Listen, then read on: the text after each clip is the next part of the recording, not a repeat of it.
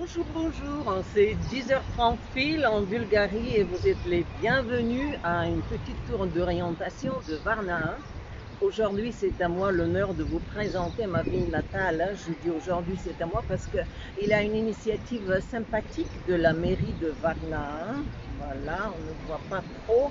Ils auraient dû choisir une couleur plus pétante du centre d'information qui se trouve vraiment à côté et de l'Union des guides. Allez, on attaque puisque je n'ai qu'une trentaine de minutes. Messieurs, dames, j'ai choisi vraiment ce point de repère. Pourquoi? Parce qu'ici à côté, il y a quelques bâtiments clés. Hélène, c'est mon assistante, c'est ma camera girl. Et Hélène, si tu veux montrer la cathédrale. La cathédrale, c'est un point clé de la ville. Je vous conseille vraiment à tous ceux qui visitent la ville de Varna de faire un saut. À l'intérieur, il a la beauté des peintures de l'Ancien, du Nouveau Testament, partout des peintures. Et très souvent, vous risquez de tomber sur un service religieux, sur un mariage, un baptême. Et si vous êtes là quand il a la liturgie, oh là là, vous êtes bercé par la beauté cosmique des chants orthodoxes. Quoique cette cathédrale de l'extérieur, en fait, elle n'a rien à voir avec le style des églises bulgares. Vous allez voir la même à Saint-Pétersbourg. Pourquoi donc elle a été construite la fin du 19e siècle et très souvent, je vais dire fin du 19e siècle. Pourquoi ça? Parce que la Bulgarie sort d'une page de son histoire douloureuse, la libération de la domination ottomane, et qu'on s'est fait par l'armée russe, pas soviétique, l'armée russe et d'autres, en signe de reconnaissance, un grand merci, cette cathédrale. Puis regardez le boulevard qui passe devant la cathédrale. On plonge à l'âge de l'Antiquité et c'est ici que passe la fameuse Via Pontica. Ça, c'est un chemin qui longe la côte, qui un petit peu plus au sud traverse les fameux Balkans, donc c'est à côté, et qui se dirige vers Constantinople. Après, maintenant, je vous attire votre attention sur ce bâtiment bleu. On a fait exprès de choisir la couleur bleue, c'est la couleur de la mer Noire, parce que c'est la maison de la marine, un bâtiment clé. Au début du XXe siècle, ici c'était l'endroit où l'on organisait des balles, des soirées dansantes et les dames chapeautées, gantées. Là c'était très intéressant de se faire draguer par un officier parce que c'était l'armée de l'élite. Hélène, we go on. J'aime beaucoup Varna parce que c'est une ville baignée dans la végétation. Regardez, un petit parc à gauche. Maintenant, regardez, un autre petit parc à droite. Et dans ce petit parc à droite, vous voyez un petit Montmartre, hein, ce sont des peintres. Plus tard, on ne va pas les voir, mais l'été, il a des étalages avec des souvenirs. Puis vous traversez ce petit parc et vous accédez à un petit marché de fruits, de légumes. Maintenant, Hélène, on tourne. Regardez un autre bâtiment clé. Ça, c'est la tour de l'horloge. Quand il n'y avait pas le téléphone, ici, il avait 24 heures sur 24 une surveillance des pompiers parce que la ville était une ville orientale, c'était pratiquement tout en bois. Maintenant, autour, regardez un style Renaissance italienne, on a fait un petit foyer intellectuel de la culture, c'est le filiale du théâtre. Varna change dynamiquement, on continue, parce que les périodes se succèdent. L'oriental, on tourne la page. Après, il a une soif de s'imprégner de l'européen. Il a des architectes de l'Europe, puis la génération des architectes bulgares qui font de leur mieux pour changer le look de la ville dans une ville européenne. Et vous allez voir une partie de ça. Maintenant, voyons pourquoi est-ce qu'il faut venir à Varna. Bon, tout d'abord, c'est à côté, c'est en Europe, vous n'avez pas besoin de traverser les océans pour venir jusqu'ici. Deuxièmement, c'est le climat. Bon, si vous voyez les arbres, vous voyez les brises tout le temps. L'été ici ne fait jamais très chaud parce que ces brises-là, justement, ils vous rafraîchissent. Et en parlant des brises, à Varna, il n'y a pas eu le Covid-19 parce que ces brises, ils chassent Ce virus, il y a eu quelques cas de contaminés qui sont venus d'ailleurs. Maintenant, on s'engage sur ce que j'appelle les Champs-Élysées de Varna. Bien sûr, ça ne s'appelle pas comme ça. En italien, ça correspond à la passeggiata. Normalement, ici, les gens, ils sortent pour voir leurs connaissances, pour se montrer et pour qu'on les voit. Et cette passeggiata, la rue piétonne, en fait, ça coïncide avec la rue piétonne de Jadi. On approche un grand espace, une place, ce qui est bien dans les villes bulgares et aussi à Varna, ça c'est les immenses espaces de piétonnes. Voyons maintenant pourquoi est-ce qu'il faut encore venir à Varna. À part le climat, ici il y a une superbe plage sans cailloux. Je ne pense pas que nous aurons la possibilité de vous emmener jusque là-bas parce qu'une trentaine de minutes, ça passe vraiment très vite. Il y a la mer Noire qui, sa salinité est très bonne pour beaucoup de maladies cutanées et elle est très riche en iode, ce qui est bon pour la thyroïde, comme quoi vous pouvez faire une petite cure, sans parler aussi du passé vraiment riche de la ville. Je vais maintenant vous faire un sandwich historique, ce qu'il y a eu comme civilisation néolithique, les Thraces, les Grecs, les Macédoniens, les Celtes, les Romains, après plein de barbares, je ne vais même pas les énumérer parce que c'est des vagues après vagues, les Byzantins, les Slaves, les Proto-Bulgares, les Bulgares, de nouveau les Byzantins, les Bulgares, les Turcs, les Bulgares et maintenant les touristes. Vous voyez, j'ai fait un sandwich bien épais. Voyons maintenant, à droite, vous voyez un bâtiment rouge. Ça, c'est le théâtre de Varna. Ben, si je vous dis l'enthousiasme des Varnéniens pour construire leur théâtre, oh là là, tout le monde a participé avec un système de bons qui était attaché à chaque pain, à chaque billet pour aller à la plage, à chaque billet pour aller au cinéma. C'était le délire. Enfin, on a un théâtre et ça abrite aussi des représentations d'opéra. Donc jusqu'à présent, on a vu un petit peu le style Renaissance. Maintenant, vous allez entrevoir la façade baroque. Depuis ici, ça paraît pas grand, mais sinon, il continue en perspective. Et ce théâtre, il a eu la première installation climatique qui est très rigolote.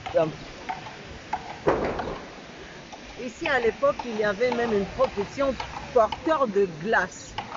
Lorsque le lac de Varna est glacé, ils prennent d'immenses morceaux pour faire vite. Ils les descendent dans la cave par des tuyaux, ça monte dans la salle de concert et vous avez le frais. Messieurs, dames, le petit marché dont je vous ai parlé, il suffit de faire quelques pas derrière le théâtre. Vous passez par le café des acteurs et vous accédez au petit marché. Quand on parle de café, ici maintenant c'est parsemé de petits cafés, de restaurants, etc. Mais c'était la même chose aussi au début du siècle. Donc à cette époque-là, quand il n'y avait pas les mass médias, c'était le Facebook, c'était l'endroit où se formait l'opinion publique et chaque café avait son cachet différent, son look différent. Par exemple, il y avait le café des chasseurs et là on se raconte des histoires de chasse, des ours qu'on a tués, etc. Des histoires bien exagérées. Il y avait aussi le café des snobs, ce qui vraiment voulait se différencier de la populace, excusez-moi pour ce terme-là, ça c'est les snobs. Et aussi il y avait le café des bohèmes, des intellectuels. J'ai l'intention aussi de vous emmener aujourd'hui jusqu'aux bains romains, parce qu'à l'âge des Romains, 2 millénaires avant, c'était justement dans les bains romains que se formait l'opinion publique. Et par contre, si on fait des fouilles, n'importe quel bâtiment, on commence à construire, on tombe sur des ruines. Voyons Varna. Quand je vous parle que c'est une ville très dynamique pour une courte période sous le régime totalitaire, elle s'appelait Stalingrad. Mais avant, dans l'Antiquité, c'était la fameuse ville Odessos. Et une curiosité, vous connaissez tous une ville en Ukraine qu'on appelle Odessos. Là, l'impératrice Ekaterine, qui était une femme intelligente et ambitieuse, elle a voulu trouver cette ville-là, parce que justement par les chroniqueurs on savait, mais on ne savait pas où ça se trouve. Hélène, tu peux montrer, you may show ça. Les Champs-Élysées continuent dans ce côté-là, mais nous on va descendre pour faire un raccourci jusqu'au bain romain. Et voilà, je profite pour vous montrer Rose Bulgaria. Bulgarie, c'est pays de la rose, du tabac, des vins, du yaourt et du mystère des voix bulgares. Ici, vous pouvez essayer et vous pouvez vous acheter des souvenirs, parce que normalement c'est ça qu'on achète de Varna, et c'est comme vous voyez à portée de main. Donc je reviens à mes moutons. Elle a payé une armée d'archéologues pour lui trouver l'ancienne ville, et bien sûr ils ont voulu plaire à leur impératrice, et du moment où ils ont vu une ville antique de vieux pierres, ils ont dit tiens c'est trouvé, et ils l'ont nommée Odessa. Mais 100 ans plus tard, c'est les archéologues bulgares qui ont trouvé la vraie ville. Odessa, ça veut dire ville près de l'eau. Regardez la largeur de cette rue-là. Après, lorsqu'on a commencé à refaire une Varna, une ville européenne, c'était cette artère qui reliait le corps politique de la ville, qui était sur la place qu'on vient de traverser, avec au sud où est le corps économique de la ville. Ça, c'est la douane, le port, la gare, et attention aux voitures. Voilà, il cherche à se garer comme dans toutes les grandes villes. Il a un problème de se garer. Varna, elle a quelques 400 000 habitants. Bien sûr, sa population augmente l'été parce que c'est une ville très touristique. Et vous voyez, on est en train de refaire des bâtiments avec de jolies façades qui sont des façades éclectiques de tous les styles qu'on peut voir en Europe. Maintenant, messieurs, dames, un brin de nostalgie.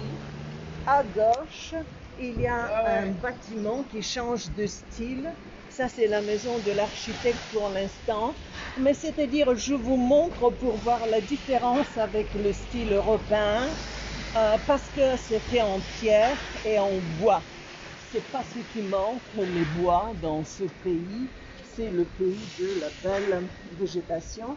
Devant un petit café, le café des architectes. Varna, elle est quand même liée avec les francophones. Et au début du siècle, lorsqu'elle se développe à un rythme vraiment poussé, les maires de la ville, ils avaient l'ambition de la faire une deuxième Nice. Bon, ce n'est pas exagéré, messieurs, dames, parce que à Varna, vous avez un climat extraordinaire. C'est jamais trop chaud, l'hiver, c'est pas trop froid. Elle est baignée dans la végétation. Ça, c'est une ville qui est construite au-dessous de nous très très profondément. Il a un lac d'eau thermale, donc c'est la ville des sources d'eau thermale. Superbe plage et un passé richissime. Rien que pour voir le premier or de l'humanité, c'est sans blague, c'est à partir de 1000 jusqu'à 2000 ans avant les civilisations que vous connaissez tous, sumériennes, akkadiennes, mésopotamiennes, égyptiennes, crito-minoïennes, etc. Je ne vais pas les énumérer toutes. Que ici, une grande surprise, une révolution à Varna, on a trouvé cette nécropole. Notre beau musée, où est-ce qu'on va inviter les voitures? Peut-être qu'on ira passer par là-bas. Notre beau musée de Varna, c'est pas le Louvre bien sûr, mais les plus de 100 000 artefacts que nous avons, ils sont tous que de Varna et de la région de Varna. Il n'y a pas d'ailleurs. C'était une ville, c'était toujours une ville cosmopolitaine. Et cette rue-là, cette artère principale, jadis, elle séparait, elle était limitrophe des différents cafés. J'ai vu un café, puisque j'ai envie de boire encore un café, de différents quartiers. Il y avait le quartier des Turcs, le quartier des Grecs, le quartier des Juifs, des Tatars, etc. Messieurs, dames, regardez une église, ce n'est pas une église orthodoxe, c'est une église catholique, on n'en a pas beaucoup en Bulgarie, et ça c'est un exemple, l'un des peu d'exemples du style néo-gothique. Elle est fraîchement retapée, refaite, offerte, c'est une petite église, mais quand même, hein, c'est Franz Ier Joseph qui a payé une somme importante pour la construction de cette église, ainsi qu'avec la bénédiction de Vatican. Sinon, en général, nous sommes des orthodoxes, mais il y a des musulmans, une petite minorité de catholiques et une minorité de protestants. Voilà, ici vous avez une idée des maisons, tout ça, ça a été construit le début du XXe siècle et la fin du XIXe siècle. Voyons maintenant qui c'est qui étaient les premiers touristes. Devinez, c'était des Français. Il a eu une croisière qui est partie de Marseille. Ils ont fait les villes importantes de Pont-Euxin, la mer Noire, se sont arrêtés à Sébastopol, à Crime, à Constanța et à Varna. Quand ils ont descendu à Costé, il a eu une pluie torrentielle. Mon Dieu, le maire, il était tellement stressé. Et le programme qu'on leur avait préparé, c'était de les emmener dans une résidence royale, puisqu'on a été une monarchie jusqu'à la Deuxième Guerre mondiale. Et on a richement arrosé leur venue avec du vin. C'était l'une des caves à vin les plus renommées. Ils ont déliré, ces Français.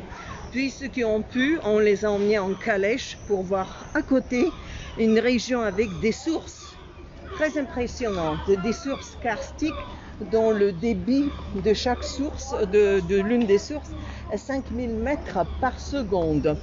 Cette rue-là, ici à droite, Hélène, est-ce qu'on peut voir? On l'appelle la rue sous le toit-même, parce qu'il n'y a que des cafés et des petits restaurants, ça se perd en perspective. Ici, ce bâtiment bleu, ça c'est le siège de la police.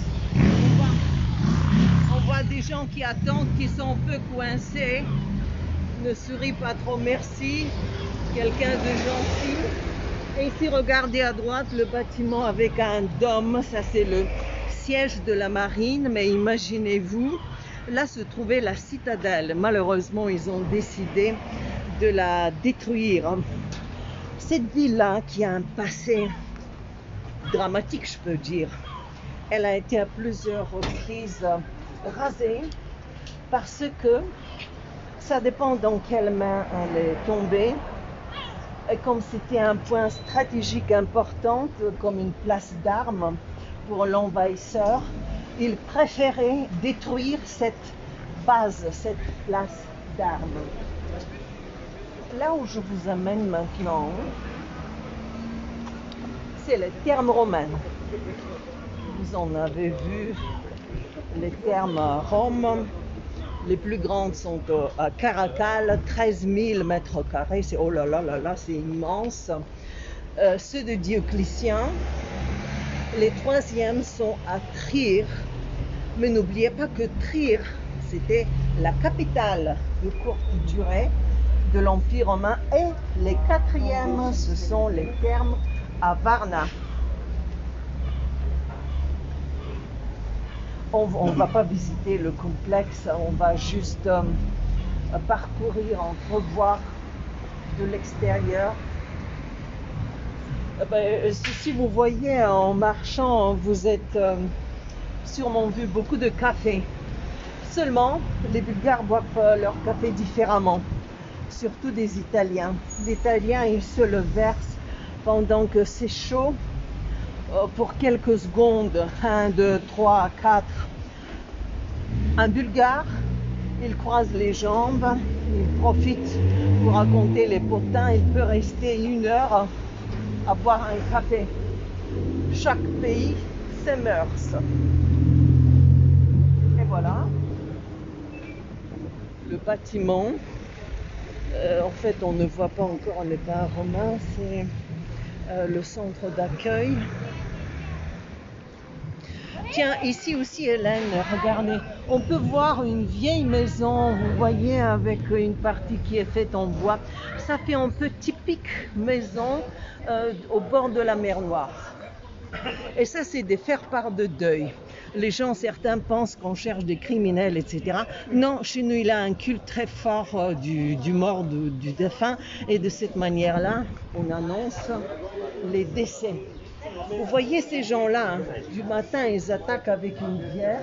Ce sont les habitants du quartier, ils se connaissent tous. Et s'ils n'ont rien à faire, ils passent des heures ici. Voilà, on va passer par une petite ruelle. Voyons comment on va se faufiler notre chemin. Pour encore voir les bains, Hélène, you choose a point of view, I don't know which one. Ces bains romains occupent une superficie de 7000 mètres carrés. Ça, c'est immense. Bien sûr, il n'y a pas les 7000 mètres qui sont mis au jour parce qu'il faudra détruire tout ce qu'il y a comme bâtiment à côté. Regardez cette tour-là, les Varnéniens l'appelaient la tour de Trajan. Quoique ça n'a rien à voir avec Trajan, c'est construit au IIe siècle sous Antonin le Pieux. Vous voyez ce qui est couvert, c'est par là qu'on évacuait l'eau sale et c'était là où se trouvaient les habitations pour les esclaves. Le bain romain, c'était des monstres écologiques. Pouvez-vous imaginer les bois tous les jours, les esclaves qui devaient alimenter un feu tous les jours, toute la journée. Pourquoi? Parce que pour les Romains, le bain romain, c'est pas l'idée de prendre une douche en vitesse. Ça, c'est tu y vas tous les jours et c'est l'endroit le plus démocratique. Comment ça se fait ce rituel qui progresse?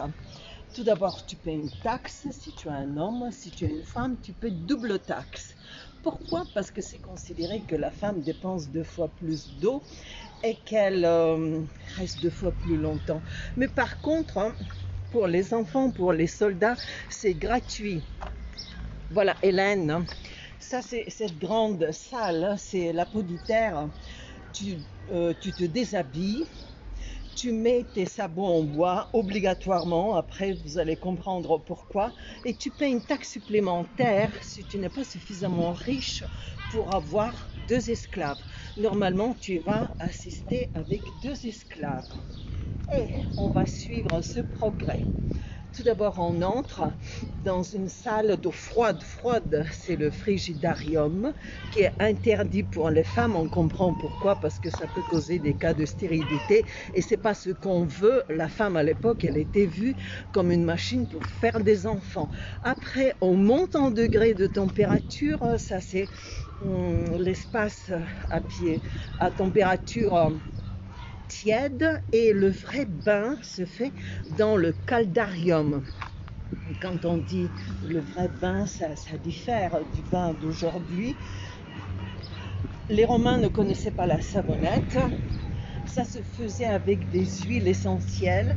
Et voilà le 2e esclave qui entre en action. Il fait un massage avec des huiles essentielles. Ça lave sûrement, vous savez ça.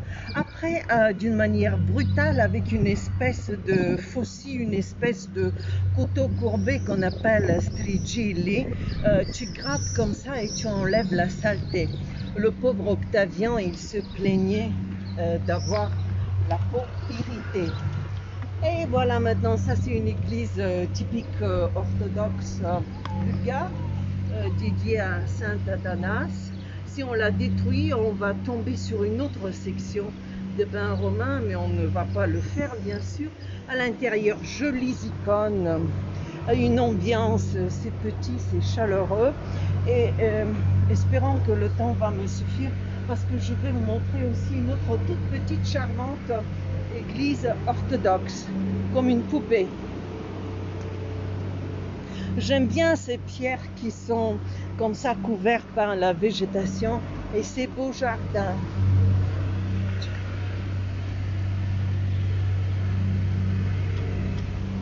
C'est dommage que vous ne pouvez pas sentir l'odeur des roses. Et c'est dommage qu'en fait la vallée de la Rose elle est assez loin d'ici, mais c'est l'emblème du pays. J'ai regardé une interview avec le nez de Guerlain, il a dit je suis subjugué par la magie de la rose bulgare. Ça c'est un pays où l'huile de rose coûte plus cher que l'or. Pourquoi donc? Parce que il vous faut 5 tonnes de pétales là, si c'est la rose blanche. La rosa alba en France, je pense pas qu'il y en ait beaucoup. Ou si c'est la rose Damascena en France, la région de Grasse et Centifolia. Est-ce que je parle suffisamment fort?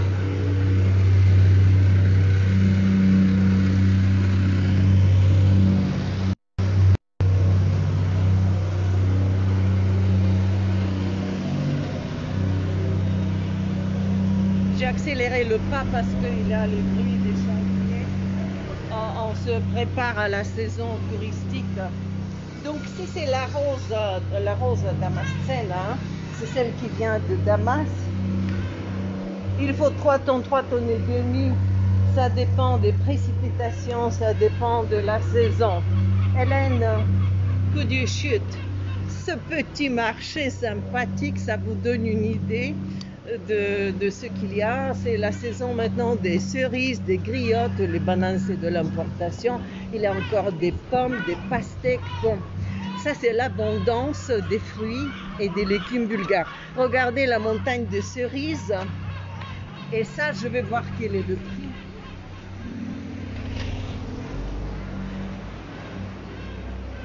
€3 le kilo.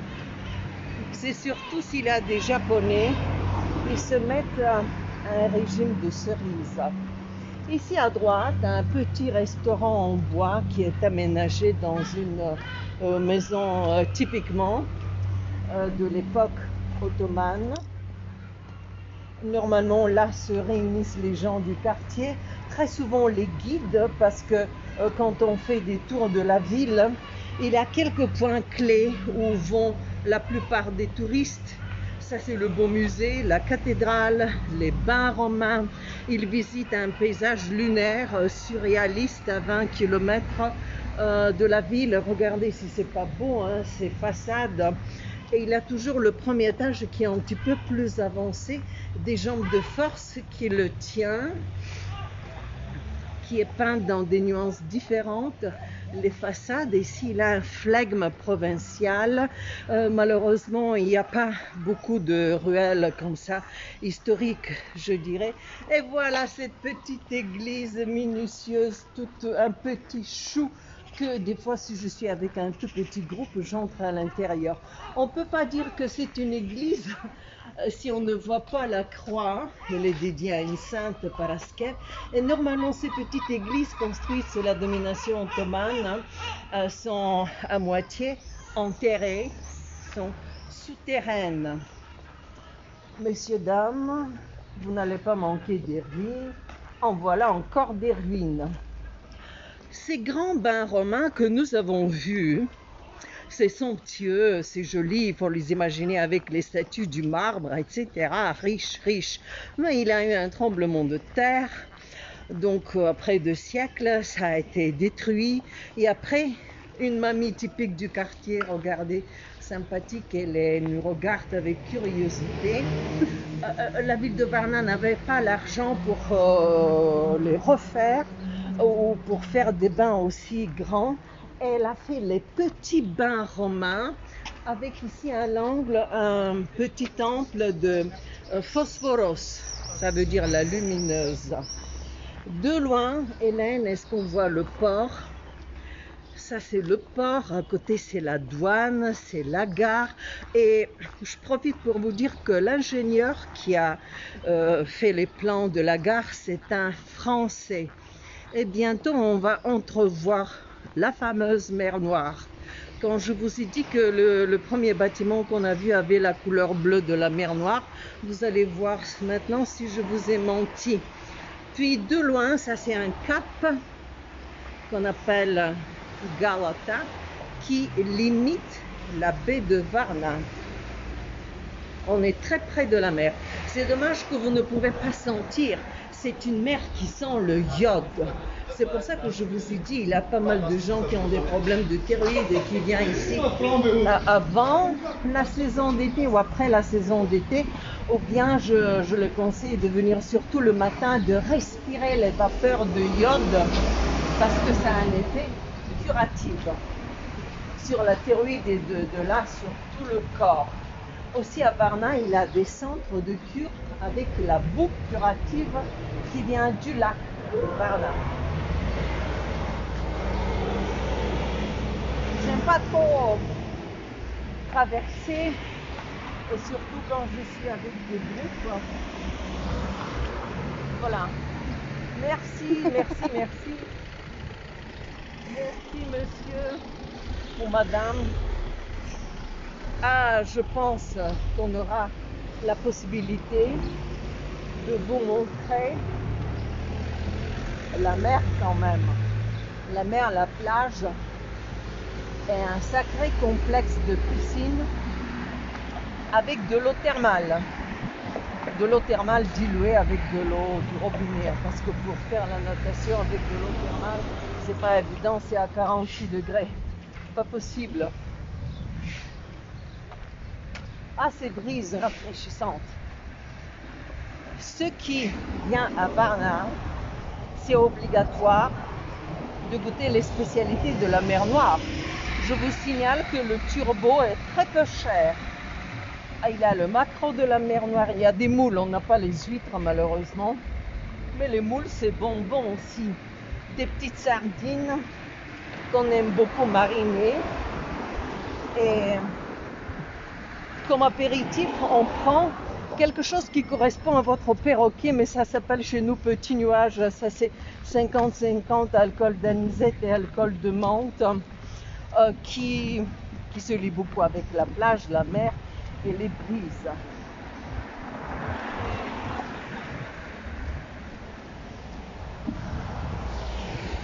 Ici à gauche, vous voyez un hôtel. Assez souvent, quand il y a des groupes qui font un circuit, ils choisissent cet hôtel parce que toutes les chambres donnent sur la plage.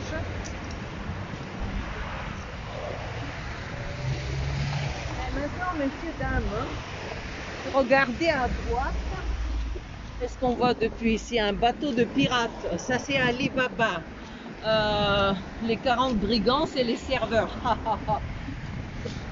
La jolie baie de Varna. Et on va maintenant entrevoir la plage. Et le temps va se consumer.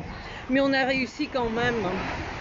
Excusez-moi si je parlais un peu trop vite, mais j'ai à tout prix voulu vous emmener au bord de la mer Noire.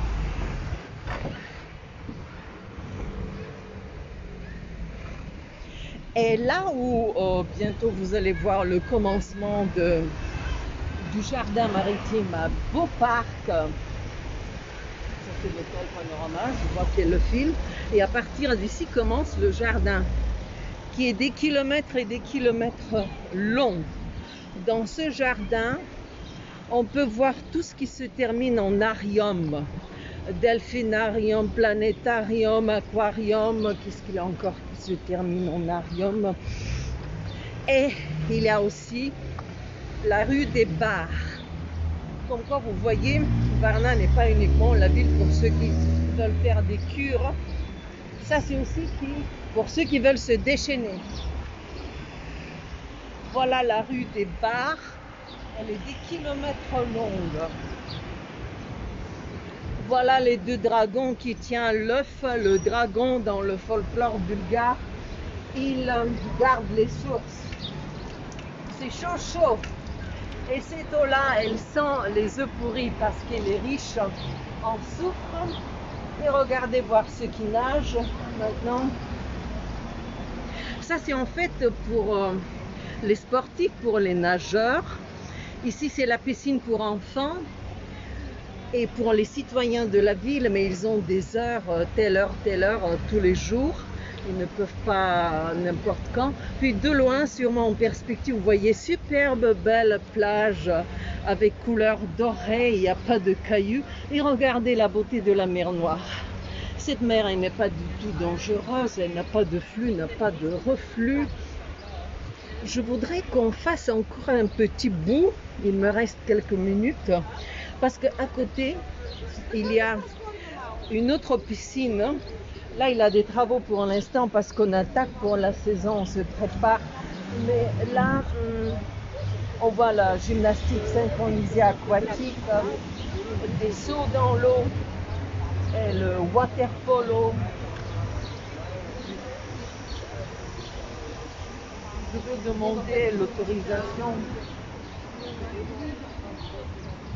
Dobar den, govorilo je si bilo pravi reklamen film za Varna, само да отидем до там и нямаме никакви съвръщания. Само боя има по вратата, внимавайте. Само да го извикам, че аз не знам за такова нещо. Няма, тогава отпада. Прощавайте, нямаме време. Voilà. C'est sérieux, on ne nous laisse pas entrer. Et puis je me suis salie, regardez la peinture, parce qu'ils sont en train de refaire la peinture. Ah ben vous voyez la piscine. Pour les sauts, la natation, je pense que j'ai dit dans les délais de ces trentaines de minutes le maximum de choses que j'ai vues. Vous êtes toujours les bienvenus pour vous reposer, pour faire la fête, pour faire des cures, pour apprendre des choses fascinantes de l'histoire des Balkans, parce que je vous rappelle les paroles de Churchill et je vais finir avec ça. Il a dit les Balkans produisent plus d'histoires qu'ils ne sont pas capables de digérer. Au revoir, je vous aime, bienvenue. Merci Hélène.